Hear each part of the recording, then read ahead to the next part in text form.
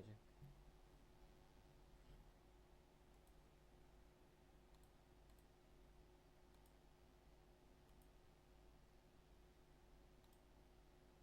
বেশ, আশা করি স্ক্রিন দেখতে পাচ্ছ সবাই।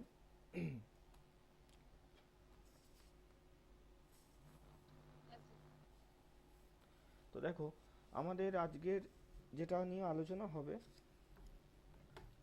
সেটা হচ্ছে শব্দ দূষণ বা নয়েজ পলিউশন নিয়ে। দূষণ চ্যাপ্টার আমরা শুরু করেছি, যার মধ্যে আমরা জল দূষণ পড়েছি, বায়ু দূষণ পড়েছি, মাটি দূষণ পড়েছি। আর সাউন্ডটা খুব কম। সাউন্ড কম আসছে, দাঁড়াও। হ্যাঁ।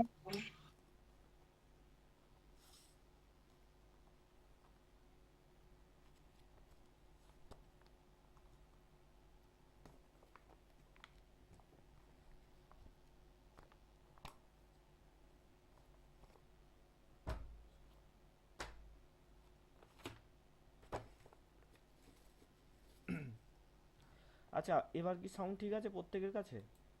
সাউন্ড ঠিক আছে নাকি এখনো কম আসছে? আচ্ছা, ঠিক আছে, বেশ। তো আজকে আমরা যেটা নিয়ে আলোচনা করব সেটা হচ্ছে শব্দ দূষণ নিয়ে। আমার গলাটা ভেঙে গেছে, তাই একটু আলাদা রকম লাগতে পারে, ঠান্ডা লেগেছে খুব। তো দেখো, এই যে শব্দ দূষণ বা সাউন্ড পলিউশন বা আমরা নয়েজ পলিউশন বলতে পারি, এটা একটু অন্য রকমের দূষক। ঠিক আছে, অন্যদিকে যদি তুমি দেখো যে জল দূষণকে যদি দেখো, জল দূষণ, বা যদি তুমি মাটি দূষণ দেখো, বা যদি তুমি বায়ু দূষণ দেখো, এগুলো দেখো, এইগুলো কেমন ধরনের দূষণ? এগুলো স্থিতিস্থাপক দূষণের মধ্যে পড়ে। অর্থাৎ তুমি আজকে ধরো কোনো একটা জায়গার জল দূষিত হয়ে গেল, ধরো তোমার শহরের জল দূষিত হয়ে গেল, মাটি দূষিত হয়ে গেল, বায়ু দূষিত হয়ে গেল, এই তিন প্রকার দূষণ, সেটা দূষণ হওয়ার পরে দীর্ঘদিন পর্যন্ত এর কুপ্রভাব কিন্তু বিস্তার করতে থাকবে। ঠিক আছে, দীর্ঘদিন পর্যন্ত। বায়ুর ক্ষেত্রেও তাই, দীর্ঘদিন পর্যন্ত এর কুপ্রভাব বিস্তার করতে থাকবে। কিন্তু শব্দ দূষণ এমন এক প্রকার দূষণ যেটা সেই ক্ষেত্রে সাময়িকভাবে এক প্রকার অস্বস্তিকর পরিবেশ সৃষ্টি করে। যেমন ধরো, তোমার কানের পাশে এসে একটা মোটর বাইক হর্ন দিয়ে দিল বা একটা গাড়ি হর্ন বাজালো, তার ফলে যে একটা সাংঘাতিক শব্দ উৎপন্ন হচ্ছে, সেই কারণে তোমার অবস্থাও এই ছবির লোকটার মতো হয়ে যাচ্ছে। কিন্তু সেটা সাময়িক, এটা নয় যে 1 বছর 2 বছর তোমার কিন্তু ওই অবস্থা হয়েই থাকবে, মানে ওরকম কান ঝালাপালা করবে 1 বছর টানা, এরকম কিন্তু ব্যাপার নয়। তাই অপেক্ষাকৃত জল দূষণ, মাটি দূষণ, বায়ু দূষণের থেকে শব্দ দূষণ কিন্তু কম ক্ষতিকর। তো প্রথমেই মনে রাখবে, এই প্রকার দূষণ হচ্ছে কম ক্ষতিকর। কম ক্ষতিকর দূষণের মধ্যেই শব্দ দূষণ পড়ে। এবার দেখো, শব্দ দূষণ কাকে বলবো না, আমাদের চারপাশে যে শব্দগুলো প্রতিনিয়ত হচ্ছে তার প্রাবল্য বা তীক্ষ্ণতা কখনো কখনো মানুষের সহ্যের সীমা ছাড়িয়ে যায়। দেখো, আমরা মানুষরা 20 থেকে 20 হাজার সিপিএস, ঠিক আছে, সার্কেল পার সেকেন্ড, সিপিএস, এর মধ্যেকার শব্দের সীমাগুলো শুনতে পায়। অর্থাৎ কোনো একটা ঘন্টা বাজলো, সেই ঘন্টা বাজার ফলে যে কম্পন উৎপন্ন হচ্ছে, সেই কম্পন যদি 1 সেকেন্ডে 20 থেকে 20 হাজারের মধ্যে হয়, 5 হাজার, 10 হাজার, 15 হাজার, তবে আমরা শুনতে পাবো। যদি কোনো একটা এত তীব্র শব্দ হয় যার কম্পাঙ্ক 20 হাজারের বেশি, তাহলে আমরা কিছুই শুনতে পাবো না। আবার যদি এমন কোনো শব্দ হয় যার কম্পাঙ্ক 20 এর কম, তাহলেও আমরা কিছুই শুনতে পাবো না। তাহলে আমাদের শ্রবণযোগ্য সীমা কি? 20 থেকে 20 হাজার সিপিএস। ঠিক আছে, 20 হাজারের বেশি হলেও আমরা কিছু শুনতে পাই না, 20-র কম হলেও আমরা কিছু শুনতে পাই না। এবার দেখো, মানুষের এই যে সহন ক্ষমতা, সমস্ত শব্দকেই কিন্তু আমরা শব্দ দূষণের মধ্যে ফেলবো না। যেমন এখন যদি আমরা তোমার সাথে নর্মালি কথাবার্তা বলি, যে কেমন আছো, কি করছো, মূলত মনে রাখবে সাধারণ মানুষ যে কথাবার্তা বলে, তোমার সাথে কোনো বন্ধু বান্ধবীর যখন দেখা হলো রাস্তায়, সেই টাইমে তুমি তুমি এবং সে যে ধরনের কথাবার্তা বলছো, গল্প গুজব করছো, তার মাত্রা থাকে কত? 65 ডেসিবেল থাকে সেই ধরনের কথাবার্তার মাত্রা। ঠিক আছে, ডেসিবেল দ্বারা শব্দের মাত্রাকে মাপা হয়, 65 ডেসিবেল।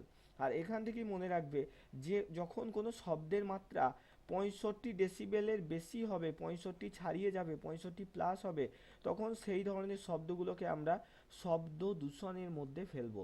বোঝা গেল? অর্থাৎ তোমার ঘরে একটা হোম থিয়েটার বাজছে বা একটা সাউন্ড বক্স বাজছে, যেটার সাউন্ডটা 65 ডেসিবেল বা তার কম, তার মানে সেটা শব্দ দূষণ সৃষ্টি করছে না। কিন্তু সেটার যখন ভলিউমটা এই যে এইরকমভাবে যখন তুমি ভলিউমটাকে ইনক্রিজ করে দিলে, তখন সেটা কি হলো, সেটা 65-র বেশি হয়ে গেল, দেখা যাচ্ছে 80 80 ডেসিবেল শব্দ উৎপন্ন করছে।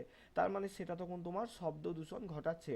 তো এখান থেকে একটা প্রশ্ন আসে যে বিশ্ব স্বাস্থ্য সংস্থা বা ওয়ার্ল্ড হেলথ অর্গানাইজেশন এই হুয়ের মতে কত ডেসিবেলের উপরের শব্দকে আমরা শব্দ দূষণের মধ্যে ফেলি। তো মনে রাখবে 65 ডেসিবেলের উপরে যে সমস্ত শব্দগুলো হয় সেই শব্দগুলোকে আমরা শব্দ দূষণের মধ্যে ফেলি। ঠিক আছে? দেখো, মানুষের সহন ক্ষমতা শ্রুতিসীমার অতিরিক্ত তীব্র, তীক্ষ্ণ, অবাঞ্ছিত কর্কশ এবং বেসুরে অস্বাস্থ্যকর শব্দের প্রভাবে মানুষের শরীরে যে বিরূপ প্রতিক্রিয়া সৃষ্টি করে তাকে শব্দ দূষণ বলে। মূলত শব্দ দুই প্রকারের হয়। একটা হচ্ছে শ্রুতিমধুর শব্দ, যেগুলো কেমন তোমার শুনতে ভালো লাগবে, যেমন খুব সুন্দর কোনো একটা সুর, কোনো সুন্দর একটা বাঁশির আওয়াজ, কোনো সুন্দর একটা গান, সেই গান বাঁশির আওয়াজ সুর সেগুলো অনেক বেশি জোরে বাজলেও তোমার শুনতে ভালো লাগবে। আর একটা হচ্ছে বেসুরে শব্দ, যেটার কোনো রকম শুনতে তোমার ভালো লাগবে না, যেমন ঠক ঠক করে কোনো আওয়াজ হচ্ছে, টিনের চালের উপর যে যখন বৃষ্টি পড়ছে সেখান থেকে ঠং ঠং করে আওয়াজ হচ্ছে, এই যে শব্দগুলো, এগুলো বেসুরে, যেগুলো অতিরিক্ত যদি সাউন্ডটা সেটার হয় তাহলে আমাদের শুনতে ভালো লাগে না। তাই এই শব্দ মূলত দুই প্রকার হয়, একটা হচ্ছে সুরযুক্ত শব্দ আর একটা হচ্ছে সুর বর্জিত শব্দ। এই যে সুর বর্জিত শব্দ রয়েছে সেগুলোই শব্দ দূষণের মূল কারণ হয়। ঠিক আছে? দেখো, কারণ জল এবং বায়ু দূষক পদার্থ পরিবেশে অনেকদিন থেকে যায়, যেটা প্রথমে বললাম যে শব্দ দূষণ কেন জল দূষণ বা বায়ু দূষণ বা মৃত্তিকা দূষণের থেকে কম ক্ষতিকর। কারণ হচ্ছে যদি কোনো একটা পুকুরে জল দূষিত হয়, সেটা মোটামুটি 1 মাস 2 মাস বা 1 বছর পর্যন্ত দূষিত থেকে যাবে, মাটিও তাই বাতাসও তাই। কিন্তু শব্দ হচ্ছে সাময়িক, শব্দ দূষণ হলেও সেই অঞ্চলে ততক্ষণই সেই দূষণটা থাকবে যতক্ষণ শব্দ উৎপন্ন হবে। শব্দ থেমে গেলেই আবার নর্মাল পরিবেশ চলে আসবে। দেখো, শব্দ দূষণের কারণ কি? মূলত দুই প্রকারের কারণ হয় সমস্ত দূষণেরই। একটাকে বলা হয় প্রাকৃতিক কারণ, আর একটাকে বলা হয় মনুষ্য সৃষ্ট কারণ। ঠিক আছে? প্রাকৃতিক কারণ কোনগুলো? যে সব কারণে প্রকৃতি থেকে শব্দ উৎপন্ন হয়, যেমন যখন বর্ষাকালে দেখবে যখন বৃষ্টিপাত হয় তখন আকাশে বজ্রবিদ্যুৎ হয়, তাই না, মেঘ ডাকে যেটা, সেই মেঘ ডাকার ফলে কি হয়, শব্দ দূষণ হয়। এছাড়া অগ্ন্যুৎপাতের সময় প্রবল বিস্ফোরণে জ্বালামুখ থেকে লাভা বেরিয়ে আসে সেই সময়তে। এছাড়া যখন ভূমিধস নামে বা কোনো বাড়ি ঘর ভেঙে পড়ে, তার ফলেও একটা ব্যাপক শব্দ উৎপন্ন হয়। তো তো এগুলো হচ্ছে কি প্রাকৃতিক কারণ। ঠিক আছে? এগুলো কিন্তু আলাদা, এই যে যান চলাচলের তীব্র শব্দ, ট্রেনের হুইসেল, গাড়ির হর্ন, মাইক, এগুলো সব হচ্ছে মনুষ্য সৃষ্ট কারণের মধ্যে পড়বে। মনুষ্য সৃষ্ট কারণ কি? দেখো, লাউড স্পিকারের শব্দ, মনে রাখবে এই যে লাউড স্পিকারের শব্দ সেটা হয় 80 ডেসিবেলের বেশি। ঠিক আছে? সাইরেনের আওয়াজ, এই সাইরেনের আওয়াজ মনে রাখবে হয় 120 ডেসিবেলের বেশি। ঠিক আছে? আমরা বধির হয় কখন মনে রাখবে, যদি তুমি 140 ডেসিবেলের বেশি শব্দ জোরযুক্ত শব্দ শুনে ফেলো, তখন তোমার কানের পর্দা ফেটে যাবে এবং বধির হয়ে যাব আমরা। ঠিক আছে? তো 140 ডেসিবেলের অধিক শব্দ কিন্তু আমাদের বধির করে দিতে পারে, এটা মাথায় রাখবে। ঠিক আছে? 140 ডেসিবেলের অধিক শব্দ আমাদের বধির করে দিতে পারে, মানে আমাদেরকে আমাদের শ্রবণ শক্তিকে নষ্ট করে দেয়।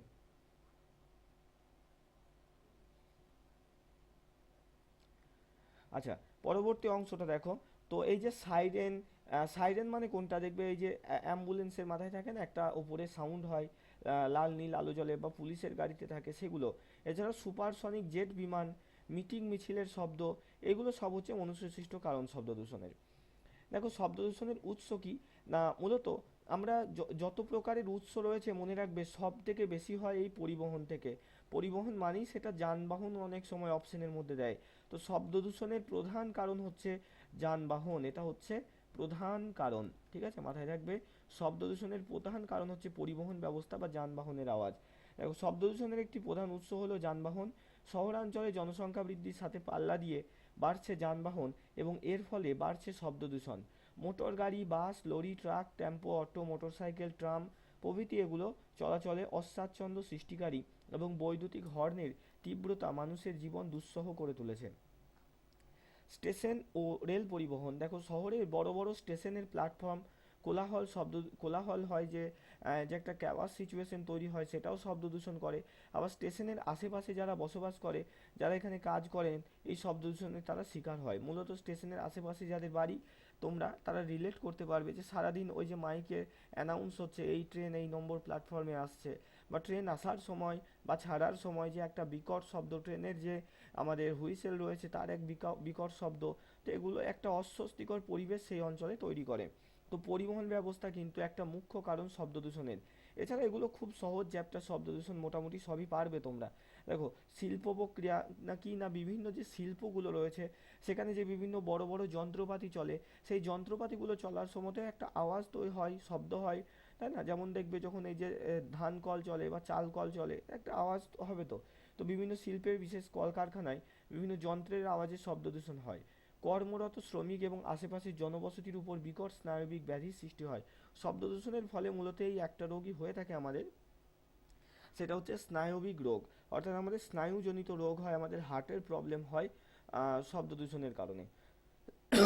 দেখো, যান্ত্রিক ক্রিয়া, ডিজেল চালিত কোনো generator, washing machine, air cooler, vacuum cleaner, এইসব অর্থাৎ শব্দ যেসব যন্ত্র থেকে তৈরি হয়, সমস্ত যন্ত্রই শব্দ দূষণ করে।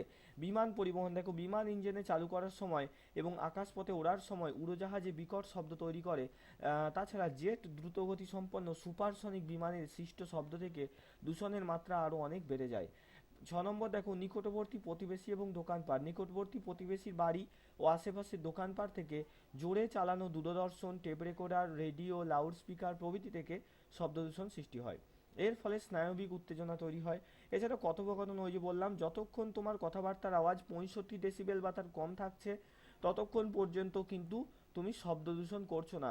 কিন্তু যখনই যখন বিশাল চিৎকার করে যখন কথা বলবো, তখন আমার গলার স্বর 65 ডেসিবেলের বেশি হবে, তখন কিন্তু সেটা শব্দ দূষণ হবে। সামাজিক কারণ কি না, বিভিন্ন পুজো পার্বণ, বিবাহ, বিভিন্ন সামাজিক অনুষ্ঠান, এইসবে যে একটা হই হল্লার হয়, এছাড়া সেই টাইমে লাউড স্পিকার যে মাইক ব্যবহার করা হয়, গান বাজনা হয়, এছাড়া এই যে বিভিন্ন ধুমধাম হয়ে থাকে, সেই কারণেও কিন্তু শব্দ দূষণ হচ্ছে। নেক্সট দেখো, শব্দ দূষণের প্রভাব কি রয়েছে।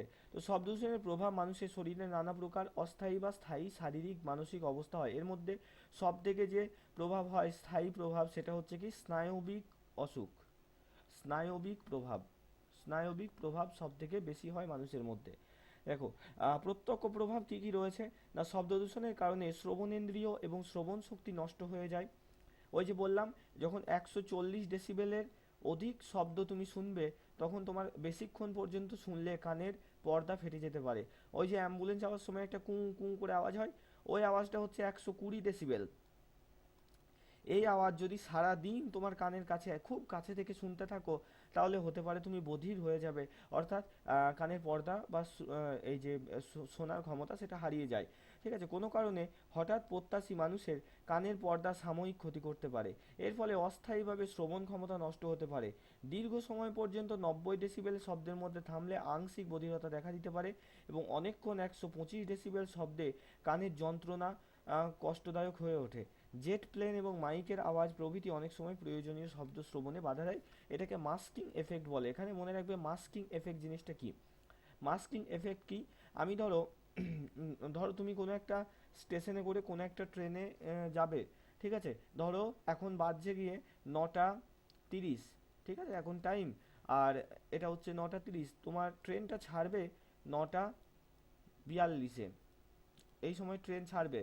অর্থাৎ এবার প্রপার টাইম তোমার যে ট্রেনটা কত নম্বর প্ল্যাটফর্মে আছে বা কোথায় যাবে কি না আদেও এই ট্রেনটা, সেটা শোনার, তাই তো? ঠিক এই যখন তুমি কান পেতে রয়েছো যে মাইকে যে অ্যানাউন্স হবে সেটা শুনবে, যে এই যে 9টা 42-এর এই ট্রেনটা 7 নম্বর প্ল্যাটফর্মে আছে নাকি 5 নম্বরে আছে, তখনই হঠাৎ করে তোমার কানের পাশ দিয়ে একটা গাড়ি চলে এলো, এবং সেখানে অ্যানাউন্স হচ্ছে যে এই যে 10 টাকায় সিম কার্ড, 10 টাকায় সিম কার্ড, ঠিক আছে, বা buy one get one free, কোনো একটা অফারের অ্যাডভার্টাইজমেন্ট দিচ্ছে, এরকম।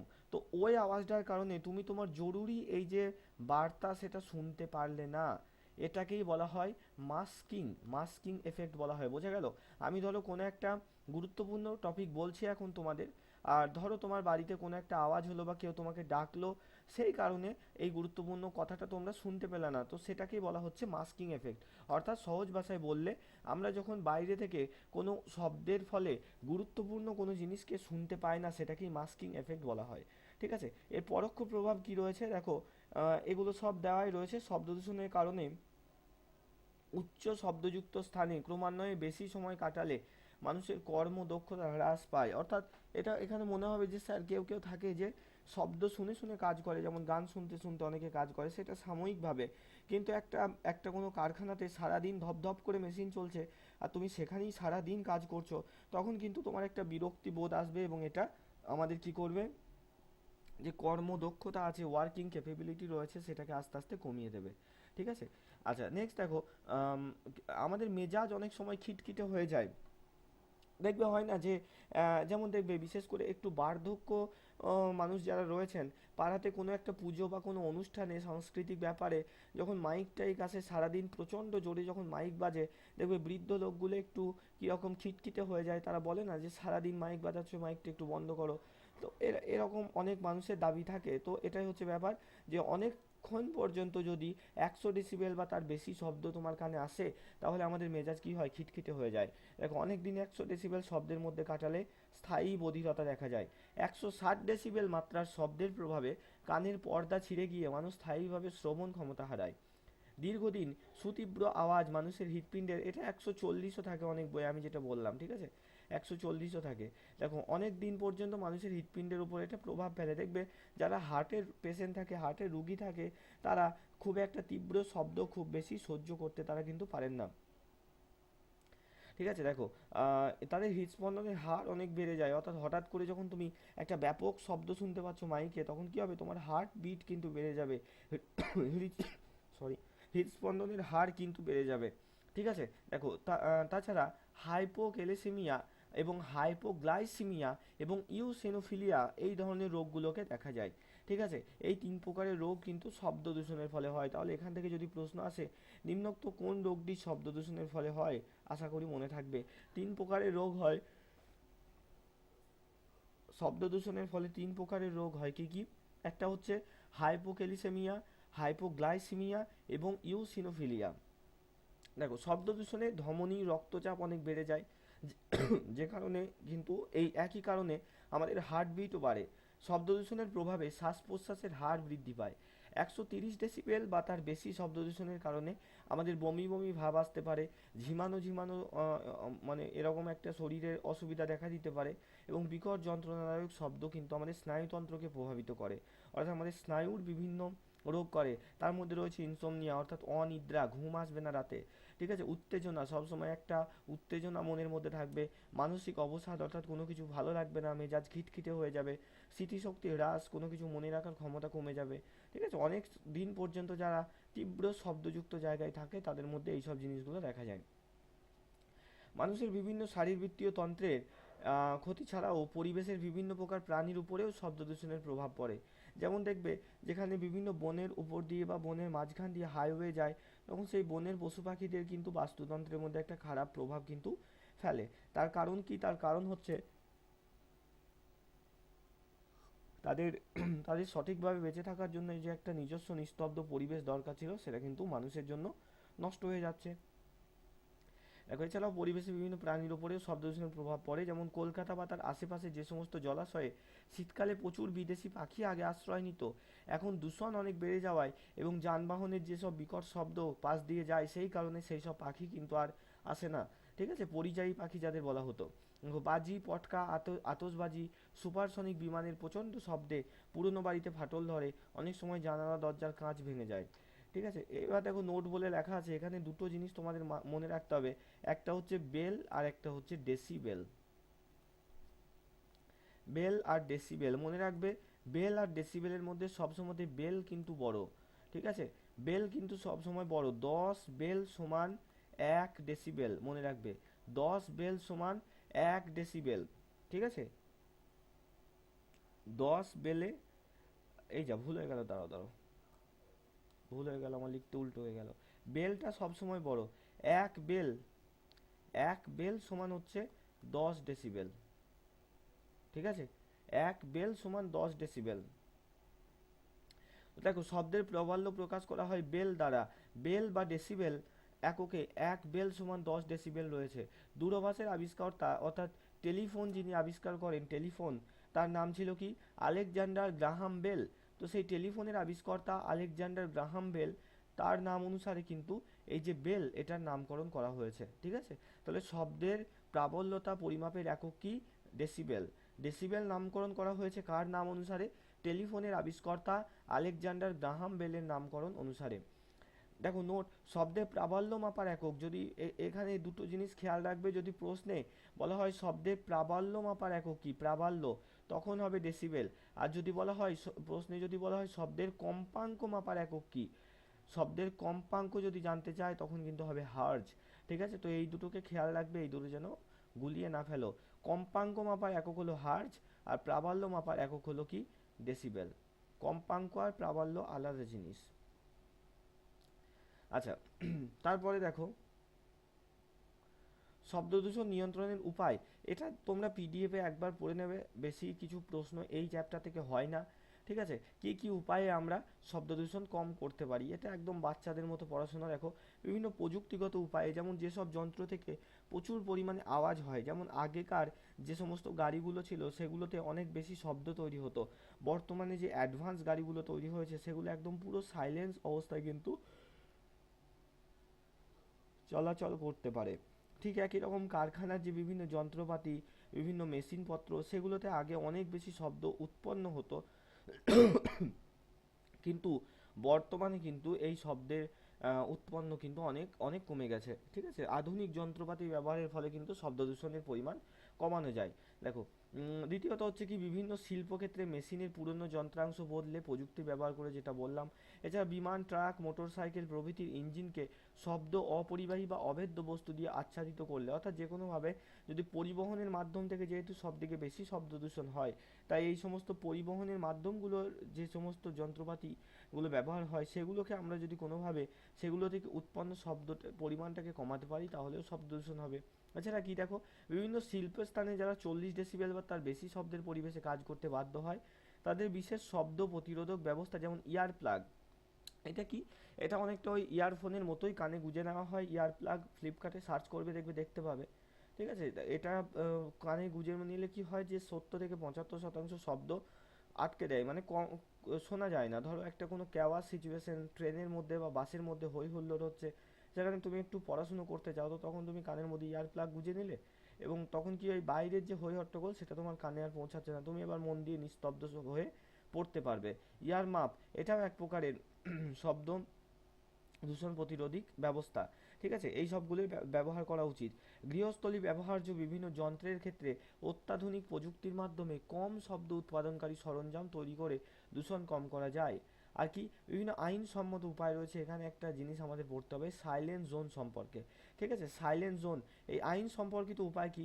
না, মূলত যেগুলো সেনসিটিভ এরিয়া রয়েছে, যেমন ধরো কোনো প্রাইমারি স্কুল বা কোনো হাই স্কুল বা কোনো কলেজ, অর্থাৎ স্কুল কলেজ, কোনো আইন আদালত, আদালত চত্বর, স্কুলের চত্বর, কলেজের চত্বর, মহাবিদ্যালয়ের চত্বর, এছাড়া কোনো হাসপাতালের চত্বর, কোনো চিকিৎসালয়ের চত্বর, সেই মোটামুটি সেই সব জায়গাতে 100 মিটার পর্যন্ত, সেই সব জায়গার 100 মিটার পর্যন্ত তুমি কিন্তু সেগুলোকে নীরব অঞ্চল বা সাইলেন্ট জোন বলা হয়। অর্থাৎ সেখানে তুমি চাইলেই একটা মাইক নিয়ে গিয়ে জোরে জোরে বাজাতে পারবে না, তোমাকে কিন্তু পুলিশে তাহলে পিটিয়ে দেবে। ঠিক আছে, তো এই অঞ্চলটাকে সাইলেন্ট জোন বলা হয়। এর পরিমাপটা আছে, মনে রাখবে। এই সমস্ত এলাকা যেগুলো বললাম সেনসিটিভ এলাকা, যেমন আদালত, স্কুল, কলেজ, ডাক্তারখানা, হাসপাতাল, এইসব এলাকাগুলো থেকে 100 মিটার দূর পর্যন্ত এই সাইলেন্ট জোন বিস্তৃত থাকে। অর্থাৎ এখানে যদি স্কুলটা হয়ে থাকে, এর 100 মিটার দূর পর্যন্ত, এটা ধরো 100 মিটার, তার মানে এর ভেতরে কোনো জায়গাতেই তুমি কিন্তু আইন না মেনে কোনোভাবেই উচ্চ শব্দ উৎপন্ন করতে পারবে না, মাইক বাজিয়ে হোক, গাড়ি চালিয়ে হোক, চিৎকার করে হোক, যে কোনোভাবে। ঠিক আছে, এই এলাকাটাকে বলা হয় সাইলেন্ট জোন বা নিস্তব্ধ এলাকা বা নীরব এলাকা। দেখো এখানে মাইক বাজানো, শব্দবাজি ফাটানো, গাড়ির হর্ন বাজানো নিষিদ্ধ। তাছাড়া সম্প্রতি কলকাতা হাইকোর্ট থেকে শব্দদূষণ নিবারণের জন্য কিছু নির্দেশিকা আরোপ করা হয়েছে। এই নির্দেশ অনুযায়ী প্রকাশ্য স্থানে 90 ডেসিবেলের ঊর্ধ্বে যে কোনো রকম শব্দবাজি ফাটানো নিষিদ্ধ। অর্থাৎ যে কোনো শব্দবাজি, যেমন বুড়িমার চকলেট বোম, যে বোমগুলো ফাটলে আওয়াজ হয়, আলো নয়, তুবড়ি রং মশালের মতো আলো নয়, আওয়াজ হয়, সেগুলো 90 ডেসিবেলের কম শব্দযুক্ত হতে হবে, এটা বলেছে কে কলকাতা হাইকোর্ট। ঠিক সেই কারণে দীপাবলি বা দুর্গাপুজোর আগে কিন্তু এরকম বাজি পটকা এগুলোতে এরকম পুলিশের নজরদারি রাখে। দেখো, রাত 10টা থেকে সকাল 8টা পর্যন্ত, সকাল 4টা পর্যন্ত ধর্মীয়, না এটা 8টা, এটা ইংরেজিতে লেখা আছে, আচ্ছা, রাত 10টা থেকে সকাল 8টা পর্যন্ত ধর্মীয় অনুষ্ঠান, সামাজিক কাজে খোলা জায়গায় লাউডস্পিকার ব্যবহার করা যাবে না। রাত 10টা থেকে সকাল 8টা পর্যন্ত কিন্তু ধর্মীয় স্থান, যে কোনো গির্জা, মসজিদ বা মন্দিরে, বা কোনো অনুষ্ঠান, যেমন হতে পারে বিয়ে বাড়ি, হতে পারে অন্নপ্রাশন, হতে পারে এইসব জায়গায় রাত 10টা বেজে গেলে মাইক চালানোর কিন্তু আইন নেই। দেখো, সাইলেন্সার না লাগিয়ে মোটর সাইকেল বা গাড়ি চালানো যাবে না। অনেক সময় দেখা যায় যে সাইলেন্সারকে মডিফাই করা হয় অতিরিক্ত শব্দ পাওয়ার জন্য, সেগুলো আইন বিরুদ্ধ হয়। দেখো, ভেহিকেলস আইন অনুসারে নির্দিষ্ট মাত্রার বাইরে হর্ন ব্যবহার করা নিষিদ্ধ। তোমার মন হলো যে একটা তীব্র শব্দযুক্ত হর্ন তুমি তোমার গাড়ির মধ্যে লাগালে, যেটাকে তুমি ইউজ করলে মানে প্রচণ্ড সাংঘাতিক শব্দ উৎপন্ন হয়, সবাই চমকে যাবে, তাহলে সেটাও কিন্তু আইন বিরুদ্ধ। নিম্নলিখিত বিষয়গুলো সম্পর্কে আইন প্রণয়ন ও পালন হলে দূষণ নিয়ন্ত্রণে তা যথেষ্ট সহায়ক হবে। যেমন ঘনবসতি অঞ্চলে শব্দ উৎপাদনকারী শিল্প স্থাপন নিষিদ্ধ করা, অর্থাৎ যেখানে অনেক মানুষ বাস করে সেই অঞ্চলে এমন কোনো শিল্প স্থাপন করা যাবে না যেখান থেকে দিনরাত ঘটার ঘটার করে শব্দ হতে থাকবে। ঠিক আছে, ধর্মীয় ও সামাজিক অনুষ্ঠানে লাউড স্পিকারের শব্দ নির্দিষ্ট সীমারেখার মধ্যে রাখা, যানবাহনের গতিকে হ্রাস করা, নন স্টপ রীতি চালু করা, বিমানবন্দরে বসতি স্থাপন বন্ধ করা, শব্দবাজির উৎপাদন, সংগ্রহ, মজুতকরণ, ক্রয় বিক্রয় এগুলো নিষিদ্ধ করা।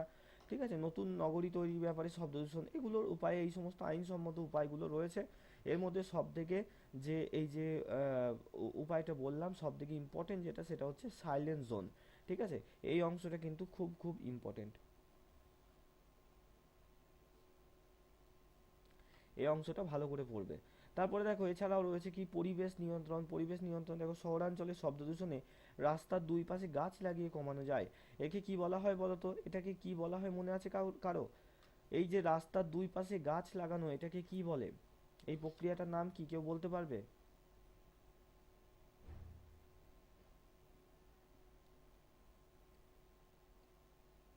মনে নেই, সব ভুলে গেছো? আচ্ছা, এটাকে বলা হয় গ্রিন মাফলার। ঠিক আছে, কি বলা হয়? Green muffler.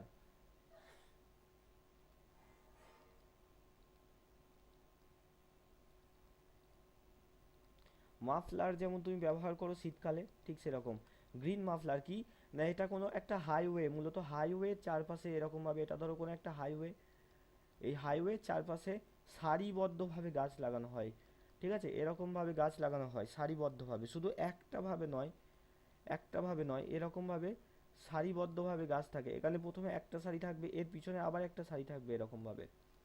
ঠিক আছে, এরকমভাবে আবার একটা সারি থাকবে, ঠিক একই রকম এদিকেও হবে। ঠিক আছে, এদিকেও ঠিক একই রকমভাবে গাছ থাকবে এরকমভাবে সারিবদ্ধভাবে। এই যে একটা এরকম গাছের লেয়ার তৈরি করা হয়, এই যে গাছের লেয়ার, তার ফলে কি হচ্ছে, এই দিক দিয়ে যখন কোনো যানবাহন যাচ্ছে, এখানে কি উৎপন্ন হবে, সাউন্ড উৎপন্ন হবে গাড়ি চলাচল করলে, সেই শব্দকে এই গাছের প্রাচীরগুলো অনেকটা কমিয়ে দেয়। ফলে এই হাইওয়ের পাশে যে ঘর বাড়িগুলো থাকে, সেইগুলো কিন্তু শব্দ দূষণের হাত থেকে অনেকটা রেহাই পায়। ঠিক আছে, এই যে গাছগুলোকে লাগানো হয়, এই গাছটা শব্দ দূষণকে কি করে, কমিয়ে দেয়, শব্দের পরিমাণটাকে কমিয়ে দেয়, শুষে নেয়। সেই কারণে এই প্রজেক্টটাকে বলা হয় গ্রিন মাফলার, এই প্রক্রিয়াটাকে বলা হয় গ্রিন মাফলার। দেখো, শহরাঞ্চলে শব্দ দূষণ রাস্তার দুই পাশে গাছ লাগিয়ে কমানো যায়।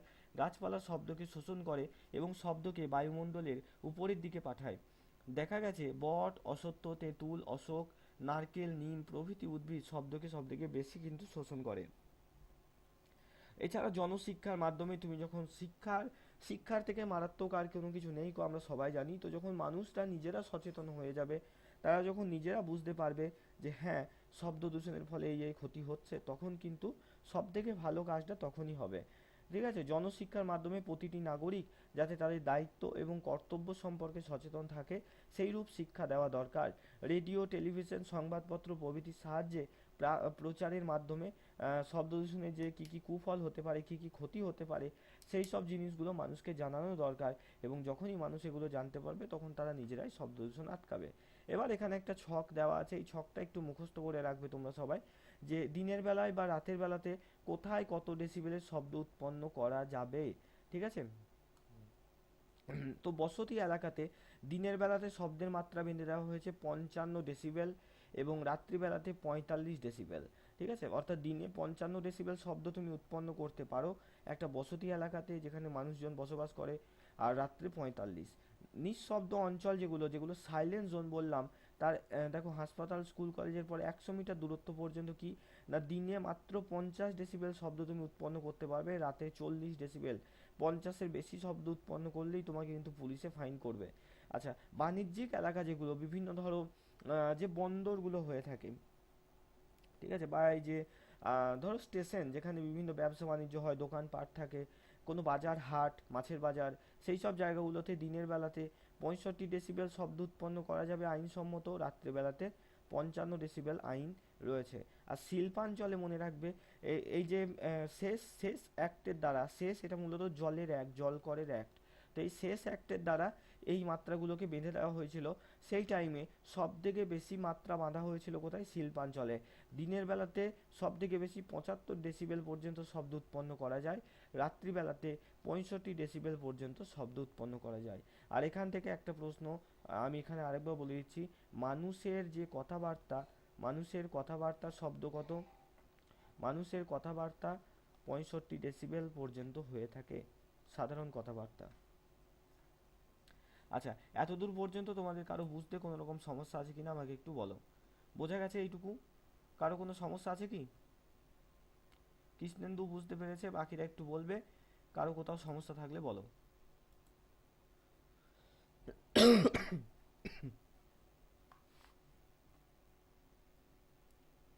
সমৃদ্ধি, সৌভিক, শিল্পা, গোলাম, ইনজামাম, সুমন, সুরজ। ঠিক আছে, চলো এবার প্রশ্ন উত্তরগুলো করা যাক, অ্যান্সার করবে সবাই।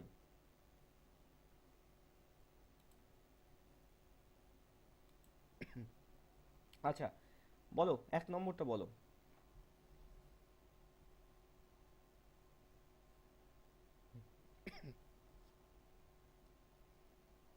বলো একেরটা কি হতে পারে উত্তর?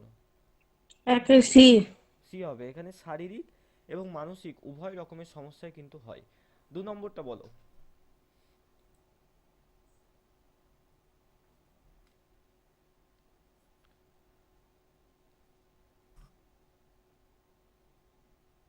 বলো দুইয়েরটা বলো, কি মনে হচ্ছে?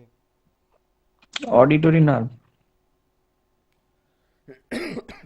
না, এটা হবে অপশন সি। অর্গান অফ কটি। হ্যাঁ, কানের মধ্যে একটা অংশ থাকে সেটাকে বলে অর্গান অফ কটি, যেটাকে আমরা বাংলাতে পর্দা বলে থাকি, কানের পর্দা। তো সেটারই ক্ষতি হয়। ঠিক আছে, এটা মনে রাখবে, এটা ভালো প্রশ্ন। আচ্ছা, 3 নম্বরটা দেখো, বলো।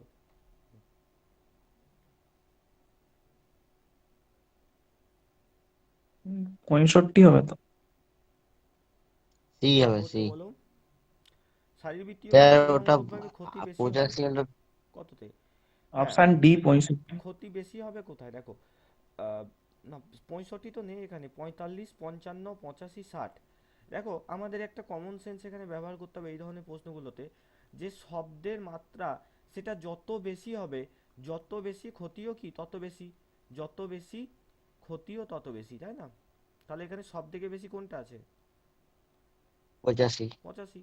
তার মানেই তাই, যে 60 ডেসিবেলে ক্ষতি হয় না, 55-তে হয় না, 45 হয় না এমন নয়, এখানেও যেটুকু ক্ষতি হবে তার থেকে সব থেকে বেশি ক্ষতি, তুলনামূলকভাবে ক্ষতি বেশি জানতে চাইছে, তার মানে 85। এখানে যদি কোথাও একটা অপশনে 160 থাকতো তখন সেটা উত্তর হয়ে যেত 160, মানে যেটা বেশি হবে সব থেকে সেইটাই সব থেকে বেশি ক্ষতি করবে, তাই না? এইগুলো একটু কিন্তু চোখ কান খেয়াল খোলা রাখতে হবে। 4 নম্বরটা বলো, স্বাভাবিক কথোপকথনে শব্দের মাত্রা কত? অনেকবার বললাম, বলো, কাছাকাছি অপশনটাকে ধরো। বি। বি। হুম, বি, অপশন বি, 35 থেকে 60, মূলত 65 ডেসিবেলকে ধরা হয় এখানে অপশনের মধ্যে, এটাই সব থেকে কাছাকাছি, তাই অপশন বি হবে সঠিক উত্তর। 5 নম্বরটা সবাই বলো, গাড়িতে শব্দ দূষণ রোধ করার জন্য কোন যন্ত্র ব্যবহার করা হয়? এ। সাইলেন্সার। একদমই তাই, সাইলেন্সার নামক যন্ত্র কিন্তু গাড়িতে ব্যবহার করা হয়। 6 নম্বরটা বলো। ডেসিবেল। ডেসিবেল, সি ডেসিবেল ডেসিবেল। নামকরণ করা হয়েছে কার নাম অনুসারে? Graham Bell. Graham Bell. Graham Bell কে ছিলেন? টেলিভিশন আবিষ্কার করেছিল টেলিভিশন না, Alexander Graham Bell. Telephone. Television না, টেলিফোন।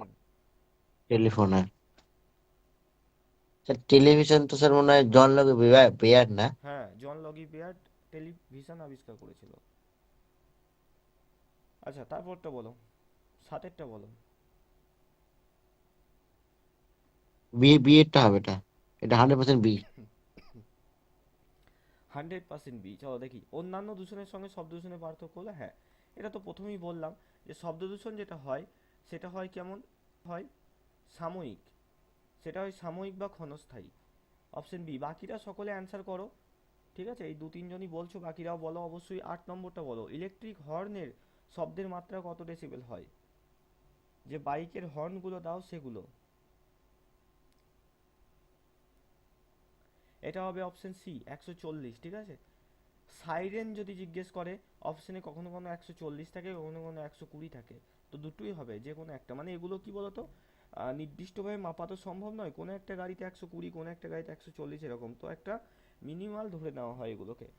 আচ্ছা, 9 নম্বর বলো। আরেকটা আছে তোমার, এই যে শুকনো পাতার উপর দিয়ে যখন হেঁটে যাবে তুমি, পাতার যে মরমর শব্দ, মরমর শব্দ শুকনো পাতার, সেটা কত ডেসিবেল শব্দ উৎপন্ন করে, কারো জানা আছে?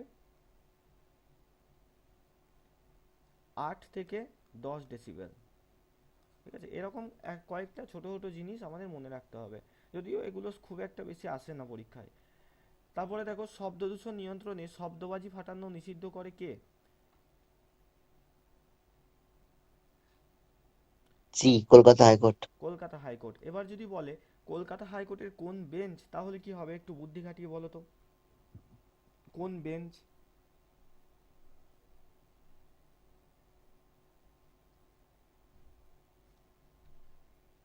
বাকিরা কি সব ঘুমিয়ে গেলে নাকি? বলো বলো বলো।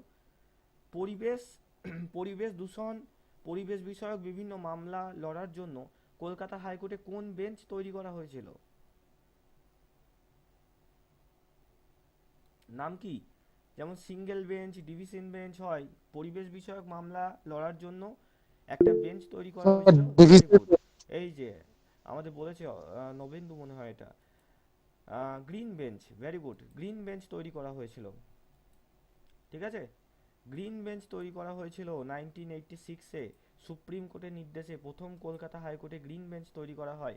আর এই গ্রিন বেঞ্চের কাজ হচ্ছে কি না, পরিবেশ বিষয়ক যত মামলা আছে সমস্ত কিছু এটা লড়বে, ঠিক আছে? তারপরে 10 নম্বর বলো, কম্পাঙ্কের একক কোনটা? কম্পাঙ্ক। আজ। আর যদি বলতো প্রাবল্য, তাহলে কি হতো? ডেসিবেল। ডেসিবেল। এটা হচ্ছে প্রাবল্য। 11 নম্বরটা বলো, গাড়িতে গাড়িতে শব্দ দূষণ রোধ করার জন্য কোন যন্ত্র ব্যবহার করা হয়? এটা তো আর একবার হয়ে গেছে, এটা সাইলেন্সার হবে, জানো, রিপিট হয়ে গেছে। 12 নম্বরটা বলো, গ্রিন মাফলার কোনটার সাথে সম্পর্কযুক্ত? শব্দ।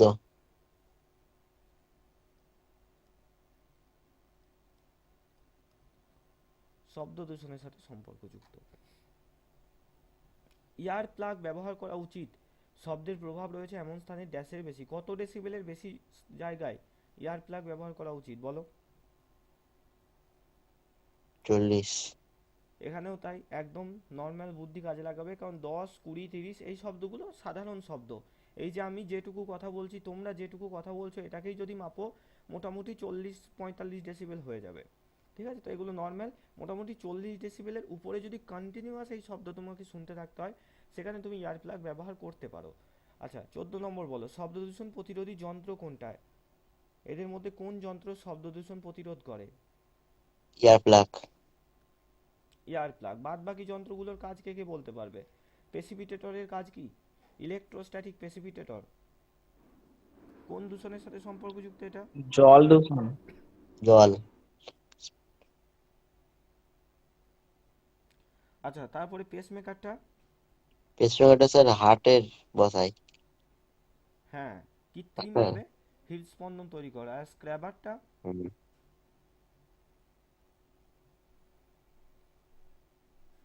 স্ক্র্যাবার যন্ত্র বলো, এটা তো পড়েছো আগে, আর্দ্র স্ক্র্যাবার, শুষ্ক স্ক্র্যাবার, দুই প্রকারের স্ক্র্যাবার পড়লাম, মনে পড়ছে? পিডিএফেও আছে।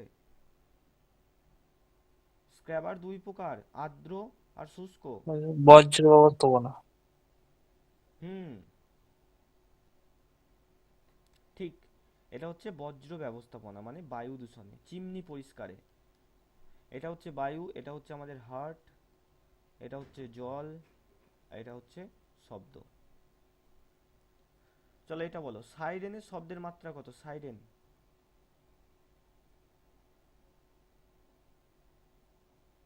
লাস্ট প্রশ্ন বলো। Siren, desk. না, সাইরেনের শব্দের মাত্রা হচ্ছে 140। 140। 90 নাকি না? 90 না, 140। মনে রাখবে একটা জিনিস, মনে রাখবে এখানে কি, না 140 হচ্ছে সাইরেনের আওয়াজ। আর 140-এর বেশি শব্দ আমরা শুনলে আমাদের তখন কানের পর্দা সেটা নষ্ট হয়ে যায়, মানে বধিরতা আসে। ঠিক আছে? অর্গ্যান অফ, কি যেন আমরা পড়লাম, অর্গ্যান অফ কোটি, অর্গ্যান অফ কোটি সেটা ফেটে যায়। ঠিক আছে, এই ছিল প্রশ্ন, উত্তর তোমাদের এখানে দেওয়া আছে পিডিএফটার মধ্যে। তো এতদূর পর্যন্ত কারো কোথাও কোনো সমস্যা আছে কিনা বলো। আর পুরনো পড়াগুলো কেউ হয়তো পড়ছো না, কারণ যারা যদি পড়তে তাহলে স্ক্র্যাবারটা বলতে পারতে চট করে। তো পুরনো পড়াগুলো কিন্তু পড়তে থাকো, আর নাহলে মুশকিল হয়ে যাবে কিন্তু কয়েক মাস পরে। কারো কোনো সমস্যা থাকলে বলো একটু।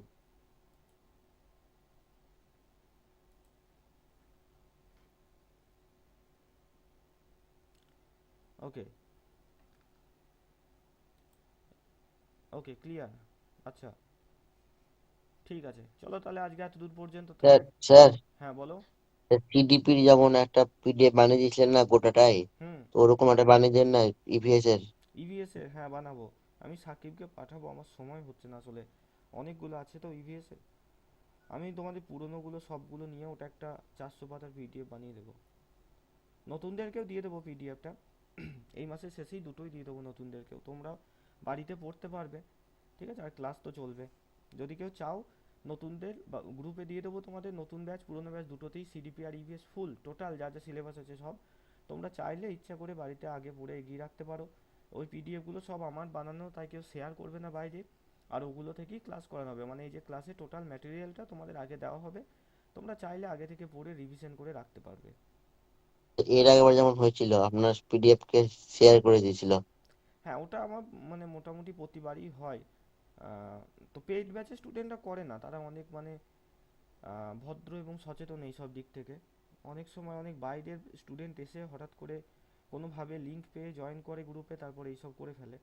তো তাতে অসুবিধা নেই, আমার দুঃখেরও কিছু নেই। ঠিক আছে, কিন্তু প্রবলেম হচ্ছে কি, যে আমার পিডিএফ নিয়ে তারা আমার আমার সেন্টারের নাম মুছে দিয়ে তাদের নিজের নাম দিয়ে ইউটিউবে ভিডিও করে লাখ লাখ টাকা কামিয়ে ফেলছে, ভিউ কামিয়ে। তো এই জায়গায় আমার প্রবলেম, বাদ বাকি আর কোনো অসুবিধা নেই। সেই পিডিএফ তো আমি চাইলে স্টুডেন্টদের ফ্রিতেও দিয়ে দিতে পারি, তার জন্য নয়, তাতে আর কি অসুবিধা। তো যাই হোক, সেসবে আমি ধার ধারছি না, আমি টোটাল তোমাদের সিডিপি ইভিএস কমপ্লিট করে তোমাদের গ্রুপে দিয়ে দেবো। অবশ্যই আমি আমার প্রত্যেক স্টুডেন্টকে স্যার বলাই। রেকর্ডিং করে দিয়ে দেবেন, রেকর্ডিং গুলো। রেকর্ডিং তো চেক করেছো? আমি তো দিয়েছি কটা, দেখো চেক কালকে করা কটা হয়নি। আপলোড করেছি একটু দেখো। হ্যাঁ, এটাও আপলোড করে দেবো। ঠিক আছে, চলো তাহলে আজকে গুড নাইট সবাইকে। ওল্ড সেশনটা পিডিএফ গ্রুপটা দিয়ে দেবেন তাহলে গ্রুপে। ওল্ড একটা, ওল্ড পিডিএফ গ্রুপটা যে বানিয়েছি, ওই গ্রুপটা, ওল্ড গ্রুপে শেয়ার করে দেবেন। আচ্ছা ঠিক আছে, ওল্ডের গ্রুপটা ঠিক আছে দিদি।